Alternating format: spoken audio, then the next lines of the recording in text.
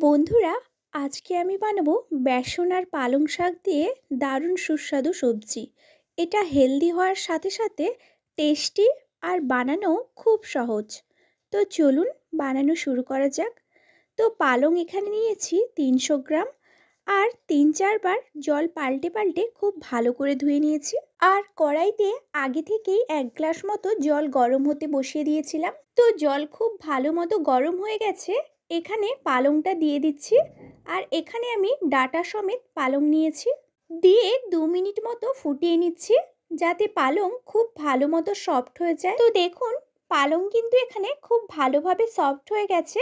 এবার এটাকে বের করে নিয়ে খুব ভালো করে ঠান্ডা করে নেব। আর ঠান্ডা হয়ে যাওয়ার পর এটাকে আমি মিক্সিতে নিয়ে নিয়েছি। এর মধ্যে দিয়ে দিচ্ছি 2টো কাঁচা লঙ্কা, দিয়ে এর একটা মিহি পেস্ট বানিয়ে নিচ্ছি। দেখুন, ঠিক এরকম ভাবে।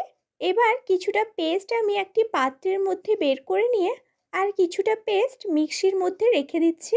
দিয়ে ওই মিক্সির পেস্টের মধ্যে দিয়ে দিচ্ছি 4 কোয়া রসুন আর হাফ ইঞ্চি মতো আদা, আর দিয়ে দিচ্ছি একটা টমেটো কুচি। দিয়ে এর একটা মিহি পেস্ট বানিয়ে নিয়ে এটাকে একটু সরিয়ে রাখছি। এবার আগে থেকে যে পাত্রে পেস্ট বের করে রেখেছিলাম তার মধ্যে দিয়ে দিচ্ছি হাফ কাপ পরিমাণ বেসন, আর দিচ্ছি পরিমাণ মতো লবণ। দিয়ে খুব ভালো করে মিক্স করে নেব। এখানে ব্যাটারটি না তো বেশি গাঢ় হবে, না তো বেশি পাতলা হবে। এখানে ব্যাটারের ঘনত্বটা একটু গাঢ় মনে হচ্ছে, তাই জন্য সামান্য একটু জল দিয়ে আবারও খুব ভালোভাবে ফেটিয়ে নিচ্ছি। ব্যাটারটা প্রায় 3 থেকে 4 মিনিট মতো খুব ভালোভাবে ফেটিয়ে নিচ্ছি, তাহলেই কিন্তু ব্যাটারটি খুব সুন্দরভাবে রেডি হয়ে যাবে। তো দেখুন, ব্যাটার কিন্তু এখানে খুব সুন্দরভাবে রেডি হয়ে গেছে। এবার গ্যাস অন করে কড়াই বসিয়ে নিয়েছি। দিয়ে দিচ্ছি 2 চামচ মতো সাদা তেল।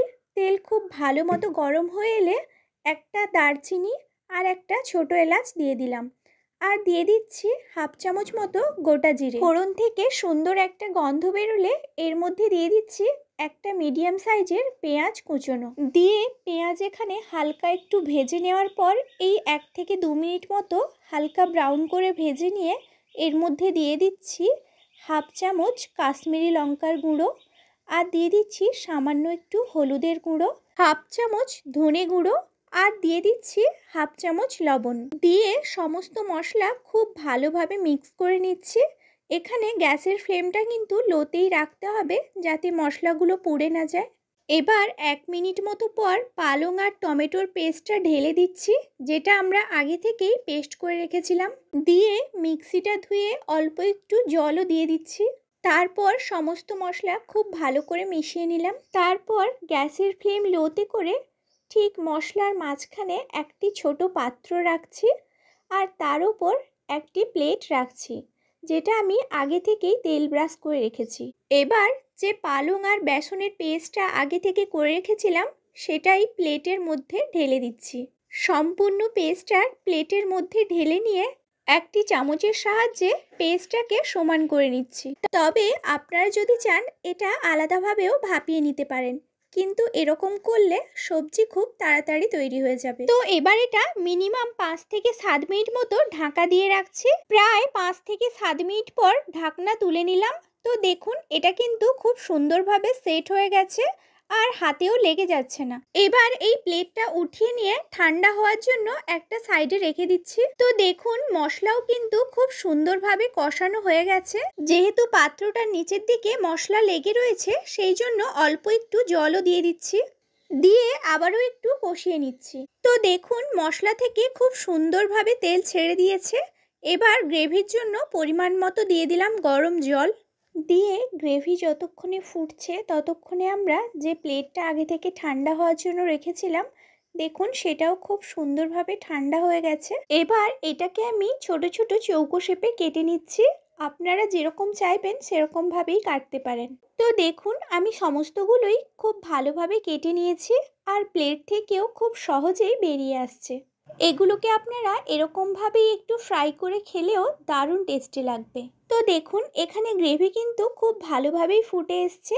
এবার এই সমস্ত পিসগুলো গ্রেভির মধ্যে ঢেলে দিচ্ছি, দিয়ে খুব ভালোভাবে মিশিয়ে নিচ্ছি। এবার এখানে দিয়ে দিচ্ছি প্রায় হাফ চামচ মতো গরম মশলার গুঁড়ো। দিয়ে খুব ভালোভাবে আরেকবার মিশিয়ে নিয়ে 2 থেকে 3 মিনিটের জন্য ঢাকা দিয়ে রাখছি। 3 মিনিট হয়ে গেছে, সবজি পুরোপুরিভাবেই রেডি হয়ে গেছে, কিন্তু এর মধ্যে আরেকটু ফ্লেভার দেওয়ার জন্য আমি এর মধ্যে দেব রসুনের তড়কা। এর জন্য তেল খুব ভালোভাবে গরম করে নিয়েছি আর দিয়ে দিচ্ছি প্রায় 1 চামচ মতো রসুন কুচি আর দিচ্ছি সামান্য একটু কাশ্মীরি লঙ্কার গুঁড়ো। এই তড়কা দেওয়ার জন্য কিন্তু সবজির টেস্ট দ্বিগুণ হয়ে যাবে। আর তড়কা লাগানোর সঙ্গে সঙ্গেই কিন্তু ঢাকা দিয়ে দিতে হবে, যাতে ফ্লেভার সবজির মধ্যে ঢুকে যায়। তড়কা লাগানোর সঙ্গে সঙ্গেই গ্যাস অফ করে দিচ্ছি। তো দেখুন বন্ধুরা, বেসন আর পালং দিয়ে কিন্তু খুব সুন্দরভাবে এই সবজি রেডি হয়ে গেছে। এটা টেস্টি হওয়ার সাথে সাথে হেলদিও। তো বানান, খান আর খাওয়ান, আর কেমন লাগলো অবশ্যই কিন্তু কমেন্ট করে জানাবেন। আর রেসিপি পছন্দ হলে ভিডিওতে একটি লাইক করে, চ্যানেলে নতুন বন্ধু হয়ে থাকলে চ্যানেলটিকে সাবস্ক্রাইব করে রাখবেন। তো আজকের মতো এই পর্যন্তই। ধন্যবাদ।